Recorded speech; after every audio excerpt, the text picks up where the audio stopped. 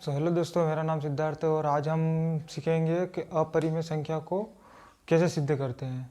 जैसे हमने अगली क्लासों में पढ़ा था कि एचसीएफ और एलसीएम कैसे ज्ञात करते हैं, तो मैं आशा करता हूं कि आप एलसीएम और एचसीएफ निकालना सीख गए होंगे। और आज की वीडियो में हम सीखेंगे कि अपरिमेय संख्या को कैसे सिद्ध करते हैं।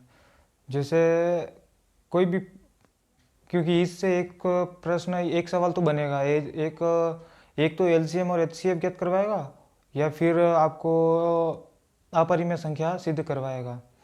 तो आज की वीडियो में हम सीखेंगे कि अपरिमेय संख्या है उसे कैसे सिद्ध करते हैं।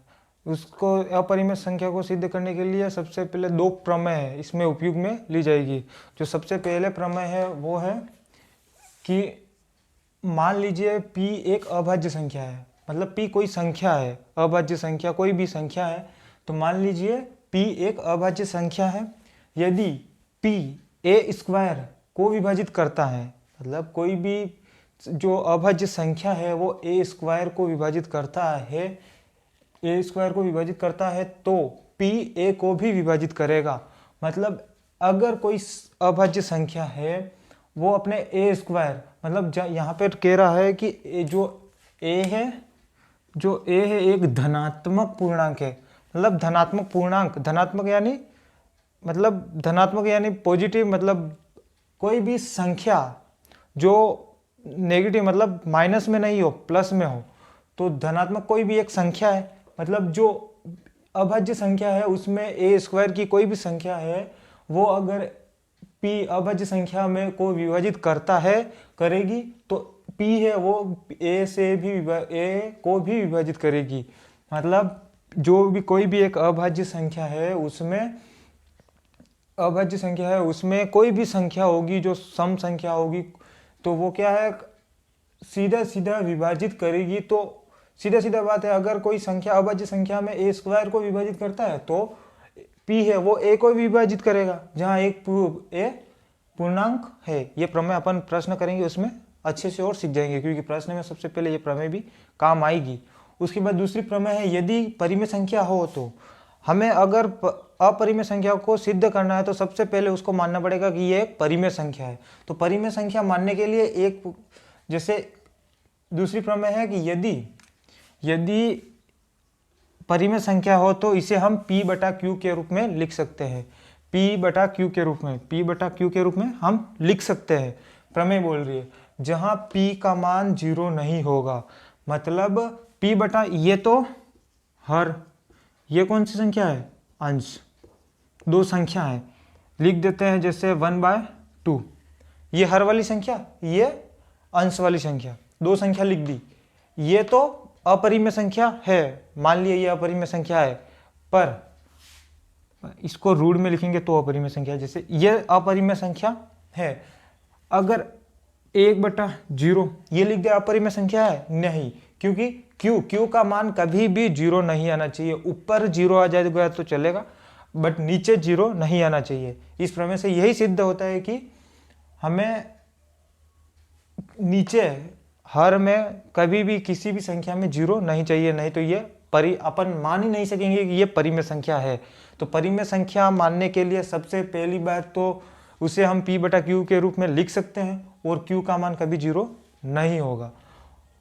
जिसे हम जैसे जैसे एग्जाम्पल करेंगे ऐसे ऐसे और भी समझ में आ जाएगा। हम एग्जाम्पल शुरू करते हैं, जिसमें कोई संख्या है, सिद्ध कीजिए कि √2 एक अपरिमेय संख्या है। तो इसे हमें सिद्ध करना है कि ये अपरिमेय संख्या कैसे है। तो सबसे पहले तो मान लेंगे कि ये एक परिमेय संख्या है, क्योंकि एक बार तो इसको मान लेंगे कि ये परिमेय संख्या है, उसके बाद अपरिमेय संख्या इसको तो है कैसे वो बताना है। इसलिए सबसे पहले मान लेंगे कि √2 एक परिमेय संख्या है तथा इसे हम किसके रूप में लिख सकते हैं, p बटा q के रूप में, p बटा q के रूप में लिख सकते हैं। इसे हम p बटा q के रूप में लिख सकते हैं ना। उसके बाद q का मान, या फिर ऐसे ही लिख दो जैसे जहां Q इज इक्वल टू 0 नहीं होगा, मतलब Q का मान कभी 0 नहीं होना चाहिए। ये हमने माना है, यहाँ पे साफ साफ दिख नहीं रहा है। माना √2 एक परिमेय संख्या है, पहले मान लेंगे कि एक परिमेय संख्या है तथा इसे हम P बटा Q के रूप में लिख सकते हैं क्योंकि परिमेय संख्या को हम लिख सकते हैं। उसके बाद जहाँ और P का मान कभी 0 नहीं होना चाहिए, जिससे हमने माना √2, यहाँ पे √2 बराबर इसे हम P बटा Q के रूप में लिख सकते हैं। इसके ये लिखो कि नहीं लिखो या लिख दो तो और अच्छा है। यहाँ पे देखो जैसे Q का मान तो कभी 0 नहीं होना चाहिए, उसके बाद P व Q कौन सी संख्या है, सहअभाज्य संख्याएं हैं। सहभाज्य संख्या क्या कहलाती है, समझो। सहभाज्य संख्या वो संख्या है जिसका HCF एक आना चाहिए, न कि अलग HCF नहीं आना चाहिए। जैसे कोई भी संख्या है मान लेते हैं, उसका हम अगर गुणनखंड करते हैं तो उसका अगर HCF अगर एक आता है तो वो हमारी सहभाज्य संख्या है। अगर HCF हमारा एक नहीं आता है, अगर कोई दूसरी संख्या आती है जो कॉमन है अपने उसके अलावा, तो वो सहभाज्य संख्या नहीं है। तो हम मान लेते हैं क्योंकि परिमेय संख्या मानी है, तो परिमेय संख्या मानी है तो परिमेय संख्या में इसका हमेशा परिमेय संख्या में HCF एक होगा, तो सहभाज्य संख्या है क्योंकि P व Q एक सहभाज्य संख्या है कोई भी। तो अब एक बार इसमें Q को इधर भेज दो, Q को, क्योंकि इसके बटे में ये इसको यहाँ पे आ जाएगा, तो √2 Q is equal to P। अब इसमें Q का मान निकाल दो, तो Q का मान क्या आएगा, Q का मान आएगा P √2।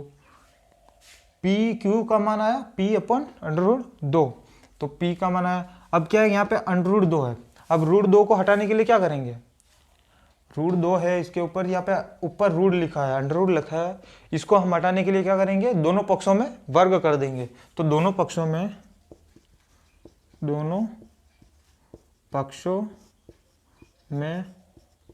वर्ग करने पर, दोनों पक्षों में हम वर्ग कर देंगे। तो इस पक्ष में हम वर्ग करेंगे तो क्या आएगा, Q का स्क्वायर बराबर यहाँ पर P का स्क्वायर अपन √2, क्योंकि √2 नहीं सॉरी, यहाँ पे देखो √2 है, तो √2 है तो 2 का वर्गमूल कितना आएगा, 2 ही आएगा, 2 का वर्गमूल 2। मतलब कोई भी संख्या, अगर यहाँ पे करता हूँ, जैसे कोई भी संख्या है अगर रूट में हो, अगर उसमें स्क्वायर लग जाए तो वो संख्या रूट से स्क्वायर कट जाएगा। तो कौन सी कितनी बची, 2 ही बची। जैसे कोई भी संख्या मान लेते हैं √5, √का 5, इसमें अगर स्क्वायर है तो इस स्क्वायर से ये √ कट जाएगा, तो सिंपल बची कितनी संख्या, 5 संख्या बची। उसी प्रकार यहाँ पे कितनी है, √ का 2 है, तो इसका स्क्वायर √2 का स्क्वायर कितना आया, सिंपल 2 बचा, तो यहाँ पे आगे 2। ये हमारी समीकरण नंबर पहली निकल गई, ये समीकरण नंबर हमारी पहली निकल दी। अब उसी प्रकार देखो, अब पहली प्रमेय अपने क्या पढ़ी थी कि जहां P स्क्वायर है वो 2 से विभाजित करता है, 2 से विभाजित कर रहा है, क्योंकि प्रमेय में साफ साफ लिखा था। तो यहाँ पर अतः P स्क्वायर 2 से विभाजित, P स्क्वायर 2 से विभाजित करता है। अब अगर P स्क्वायर 2 से विभाजित करता है तो P भी 2 से विभाजित करेगा, क्योंकि प्रमेय में साफ साफ लिखा है। तो P भी 2 से विभाजित करेगा, क्योंकि P स्क्वायर अगर 2 से विभाजित करता है, यहाँ पे लिखा है कि P स्क्वायर 2 से विभाजित कर रहा है, क्योंकि भाग में है तो भाग दे रहा है, सीधा सिंपल जा रहा है, क्योंकि प्रमेय में लिखा था। तो उसी प्रकार P भी 2 से विभाज्य है। अगर P भी 2 से विभाज्य है तो उसी प्रकार मैं इधर कर देता हूँ, 2 से विभाज्य है तो मान लेंगे। अब मान लेते हैं, माना हम मान लेंगे कि K1 बराबर p/2, 2 से विभाजित है, p भी 2 से विभाजित है, तो मान लिया k1 का मान k1 बराबर p/2। तो अब इसको इधर भेज देंगे क्योंकि इसके बटे में इसके इधर आ गया, तो क्या बचा 2k1 बराबर p। इसको सीधा लिख दो तो और ठीक है, p2k1। एक समीकरण हमारी ये निकल के आ गई, समीकरण नंबर 1 ये निकल के आ गई। फिर ये समीकरण नंबर हमारी 2।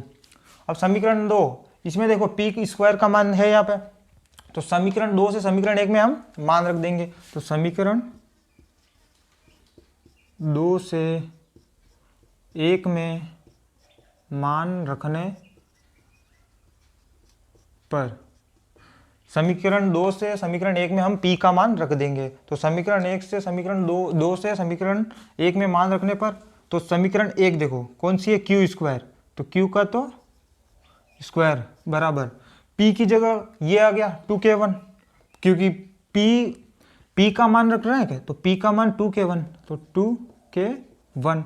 अब नीचे कितने हैं, क्योंकि इसका तो वर्ग है, p का स्क्वायर है, तो p का इसका स्क्वायर अपॉन नीचे कितनी संख्या है, यहाँ पे 2 है, तो ये 2 आ गई। फिर q का q², फिर 2 का वर्ग कितना हुआ, 4 हुआ, तो 2 का वर्ग 4। फिर k1 का स्क्वायर, तो k1 का स्क्वायर तो ही अपॉन 2, k1 का स्क्वायर अपॉन 2।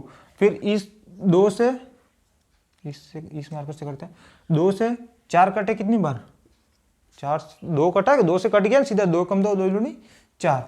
इसको फिर यहाँ पे कर रहा हूँ, 2 से कट गया तो क्या बचा, q का स्क्वायर बराबर 2k1 का स्क्वायर, साफ साफ ये बच गया। फिर अपन को क्या k1 का मान निकालना है, k1 का, तो k1 का मान निकालेंगे तो इसको इधर भेज देंगे, इसके बटे में चले जाएगा क्योंकि इसके गुणे में है, तो q² अपॉन 2 बराबर k1 का स्क्वायर। इसको सीधा लिख देते हैं, क्या एक आसानी से रहेगा दिखने में, स्क्वायर बराबर q² अपॉन 2। एक समीकरण हमारी ये निकल के आ गई, एक समीकरण हमारी ये निकल गया, ये समीकरण नंबर 3। अब देखो पहले भी q² बराबर q की समीकरण निकले जिसमें p² अपॉन 2 था, तो ये p है जो 2 से विभाजित कर रहा था, तो उसी प्रकार यहाँ पे भी q² 2 से विभाजित करता है, क्योंकि q² है वो भी 2 से विभाजित कर रहा है, तो q भी 2 से विभाजित करेगा, 2 से भी 2 करेगा, क्योंकि q² 2 से विभाजित करता है, तो q भी 2 से विभाजित करेगा। तो अब 2 से विभाजित करेगा तो हम मान लेंगे k2, k2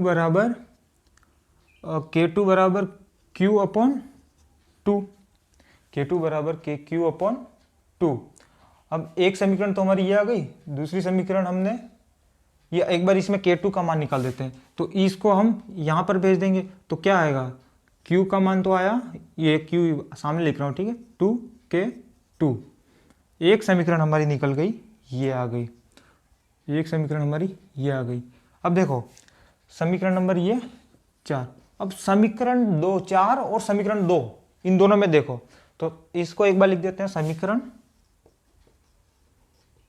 4 व 2 से। अब समीकरण 4 क्या है, q बराबर 2k2 और 2k2, और समीकरण नंबर 2 है q बराबर 2k1। इसमें देखो कॉमन क्या आ गया, इसके भी साफ साफ गुणनखंड निकल गए, तो इसमें भी 2 है, इसमें तो 2 आ गए, इसमें भी 2 आ गए, जैसे इसमें भी ये 2 आ गए, ठीक है, और इसमें भी 2 आ गए, तो दोनों में 2 2 आ गए। तो क्यों, क्योंकि हमारे तो ये कौन सी संख्या है, सहभाज्य संख्या है, इसका हमें आना क्या चाहिए था, 1 आना चाहिए था, बट यहाँ पे तो 2 आ गए, तो ये तो जाएगा ही नहीं सीधी सीधी।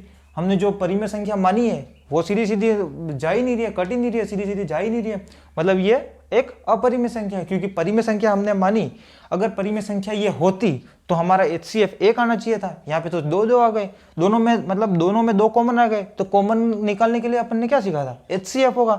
तो इसका HCF तो 2 आ गया, हमारा आने चाहिए था 1, और ये सहभाज्य संख्या है। सहभाज्य संख्या वो होती है जिसमें HCF 1 आएगा, तो यहाँ पे तो 2 आ गए। तो हमने मानी थी कि √2 एक परिमेय संख्या है, तो ये तो है ही नहीं। तो इसलिए P व इसको लिख देते हैं, अतः P व Q सहअभाज्य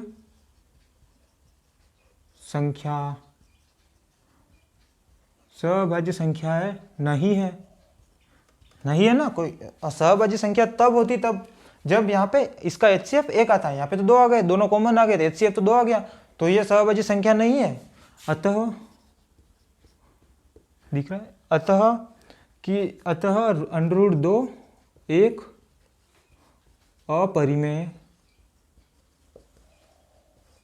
अपरिमेय संख्या है, इसलिए ये एक अपरिमेय संख्या है। अगर यहाँ पे 1 आ जाता तो ये परिमेय संख्या होती, हमने माना परिमेय संख्या था, तो यहाँ पे तो परिमेय संख्या होती तो इसका HCF तो 1 आना चाहिए था, सहभाज्य संख्या आनी चाहिए थी, पर यहाँ पे सहभाज्य संख्या आई नहीं, तो इसका HCF 1 आया नहीं, तो ये तो हमने गलत मान लिया था कि ये परिमेय संख्या है, तो ये अपरिमेय संख्या है। उसी प्रकार एक सवाल तो ये हो गया, एक एग्जाम्पल करते हैं जिसमें √3 हो, √3 हो, करना कुछ नहीं है। अब अगर आपको एक बार ये आ गया तो एज इट इज इसी तरह उतारना है, जिस प्रकार हम उतारते हैं। जैसे एक बार जहां पर भी √2 है, जो अभी 2 है, जैसे यहाँ पर 3 था, ठीक है, √3 लिख दिया, तो √3 एक अपरिमेय संख्या है, तो मान लिया, तो यहाँ पे क्या आएगा, √3 एक परिमेय संख्या मान लेंगे, तथा इसे P/Q के रूप में हम लिख सकते हैं। जहां Q का मान 0 नहीं होगा तो नहीं होना चाहिए। उसके बाद √3 बराबर P/Q। अब तो √3 का मान निकालेंगे तो फिर P इधर भेज देंगे, जैसे करके देखते हैं। जैसे जहां जहां √3 √2 है इसको हटा देते हैं, ठीक है।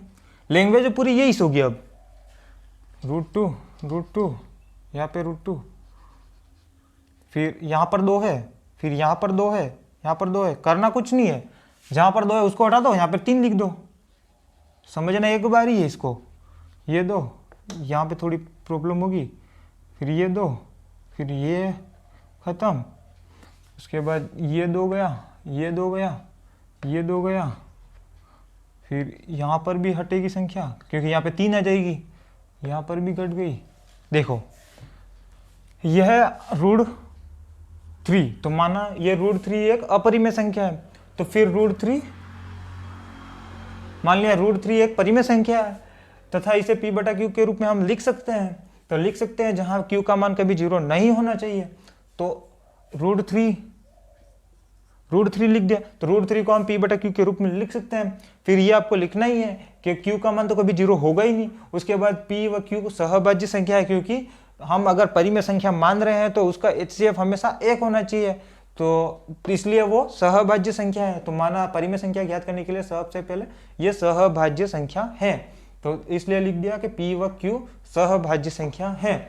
अब सहभाज्य संख्या है तो इसमें √3 बराबर P/Q के रूप में लिख चुके हैं। तो फिर Q इधर भेज दे, Q इधर भेज दे, तो यहाँ पे √3 तो है, √3 Q, फिर Q का मान निकला तो √3 अपने नीचे चला जाएगा, मतलब इसके यहाँ पे गुणे में है तो यहाँ पे भाग में चला जाएगा, तो भाग में चला जाएगा तो यहाँ पे √3 आ गया, तो √3 आ गया। अब यहाँ पे √3 है, अब √, है तो इसको अपन को हटाना है, तो हटाने के लिए क्या करेंगे, दोनों पक्षों में वर्ग कर देंगे। तो दोनों पक्षों में वर्ग किया तो Q का तो स्क्वायर आ गया, P का भी स्क्वायर आ गया, और √2 से स्क्वायर कट गया तो क्या बचा, ओनली फॉर 3।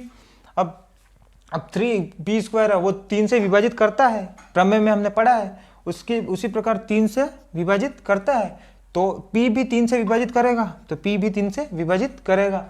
उसी प्रकार फिर हम मान लेंगे कि माना k1 बराबर p/2 है, तो फिर इसमें k1 का मान निकाल लेंगे, p का एक बार मतलब k1 का मान निकाल लेंगे, तो ये 2 है, वो जस्ट यहाँ पे अपन ने खत्म नहीं किया इसको, जिससे p भी 3 से विभाजित करेगा, तो p भी 3 से यहाँ पे विभाजित कर रहा है, तो फिर 3 इसके इधर आ गया, तो इधर क्या बचा 3k1, फिर 3k1 तो हम इसको सीधा लिख दिया तो फिर 3k1, तो p का मान तो 3k1 आ गया। फिर इस p का मान को हम समीकरण 1 में रखेंगे, समीकरण 1 में, तो समीकरण 2 का मान समीकरण 1 में रख दिया, तो समीकरण 2 में रख, 2 का मान 1 में रखा, तो q का तो q स्क्वायर है ही। फिर ये 3 है, p स्क्वायर की जगह 3k1 रखेंगे, तो 3 स्क्वायर तो 3 का तो 3, फिर k1 का स्क्वायर, फिर नीचे तो 3 है ही। फिर 3 का वर्ग कितना आएगा 9, फिर 3 का नीचे का नीचे, फिर 3 से कटेगा कितनी बार, 3 बार ही कटेगा, 3 एकम 3, 3 दूनी 6, 3 3 9, क्योंकि 3 से कट जाएगा 3 बार। फिर ये आ गई 3k1 स्क्वायर, 3k1 स्क्वायर आ गई, तो 3k1 स्क्वायर आ गई। उसके बाद ये और यहाँ पे अपने खत्म नहीं किया, 3k1 स्क्वायर, इसको इधर भेज दो, तो इधर भेज दी, इसको इसके जस्ट बटे में भेज दी, क्योंकि यहाँ पे इसके गुणे में इसके बटे में आ गई, तो बटे में आ गई, तो k1 स्क्वायर इसको सीधा लिख दिया, तो इसका क्योंकि आसानी से अच्छा रहेगा दिखने में, तो 3, तो k1 स्क्वायर बराबर रूट q स्क्वायर अपॉन 3। और ये भी प्रमेय हमारी कह रही है कि अगर कोई संख्या या p हो या q हो, अगर उसका स्क्वायर है तो उसके जो भाग में संख्या होगी वो सीधा सीधा इससे विभाजित करेगी, तो इसलिए q स्क्वायर 2 से, यहाँ पे 2, यहाँ पे बिगाड़ नहीं, यहाँ पे 2, q स्क्वायर 3 से विभाजित कर रहा है, तो p भी q भी 3 से विभाजित करेगा, तो q भी 3 से विभाजित करेगा, तो इसलिए हम दूसरी समीकरण मान लेंगे कि k2 बराबर q अपॉन 3 है, तो q अपॉन 3 है, तो इस 3 को अपन इधर भेज देंगे, तो 3 को इधर भेज दिया, इसके बटे में है, इसको इधर भेज दिया, इसके गुणे में चला गया, गुणे में चला गया, तो 3 क्या आ गया 3k2। ये समीकरण नंबर 4 आ गई। और समीकरण नंबर 4 और समीकरण नंबर 2, इन दोनों को देखो, समीकरण 4 और समीकरण 2 से क्या स्पष्ट है कि q का मान 3k2 और p, यहाँ पे सॉरी p था, अगले सवाल में हमारे p था, यहाँ पे गलती कर दी थी, सॉरी p, तो p का मान 3, यहाँ पे 3k2 3k1। अब यहाँ पे देखो HCF तो हमारा एक आया नहीं, दोनों में 3 3 आ गया, दोनों में कॉमन ले लिया, तो कॉमन क्या आ गया 3, तो इसका HCF क्या आ गया 3, तो ये तो सहभाज्य संख्या है ही नहीं, तो सहभाज्य संख्या नहीं है, तो हमने तो गलत मान लिया कि ये परिमेय संख्या है, तो इसको इसलिए p व q सहभाज्य संख्या नहीं है, क्योंकि सहभाज्य संख्या तब होती जब इसका HCF 1 आता, तो यहाँ पे तो हमने जो माना वो गलत माना था, तो सहभाज्य संख्या नहीं है, तो p व q सहभाज्य संख्या नहीं है, अतः √2 एक √2 नहीं, यहाँ पे अपन ने माना, अब कौन सी संख्या मानी थी 3, तो माना यह, अतः √2 √3 से अपरिमेय संख्या है। उसी प्रकार आप कोई भी संख्या आ जाए, अगर एग्जाम्पल में कह दें कि √7 का √7 एक अपरिमेय संख्या सिद्ध कीजिए, या फिर √2 या √5 अपरिमेय संख्या सिद्ध कीजिए, करना कुछ नहीं है, लैंग्वेज यही रहेगी, जहाँ जहाँ संख्या है उसको चेंज कर देना और यहाँ पे हो जाएगा उसी प्रकार। और अब ये आशा करता हूँ कि आपको समझ में आ गया होगा, अगर नहीं समझ में आया हो तो आप कमेंट करके मुझे बता सकते हो, नहीं तो फिर ये नीचे नंबर शो हो रहे होंगे, इस नंबर पे आप व्हाट्सएप पे मैसेज कर सकते हो कि क्या है, क्या दिक्कत हो, तो कुछ वहाँ अपन बात कर लेंगे। अब अगले जो हम इसी से एक और सवाल, जो इसी अपरिमेय संख्या से एक और सवाल जैसे बनेगा, कोई संख्या है 5 + √2 है या फिर 3 + √5 है, कोई भी एक संख्या के साथ जैसे रूढ़ संख्या जुड़ी हो, जैसे एक संख्या के साथ अपरिमेय संख्या जुड़ी हो, तो उसको कैसे सिद्ध करते हैं वो हम अगली वीडियो में सीखेंगे। तब तक, और मैं आशा करता हूँ कि ये वीडियो आपको अच्छी लगी होगी, और HCF और LCM तो आपको निकालना आ गया होगा। तो तब तक के लिए बाय बाय, जय हिंद।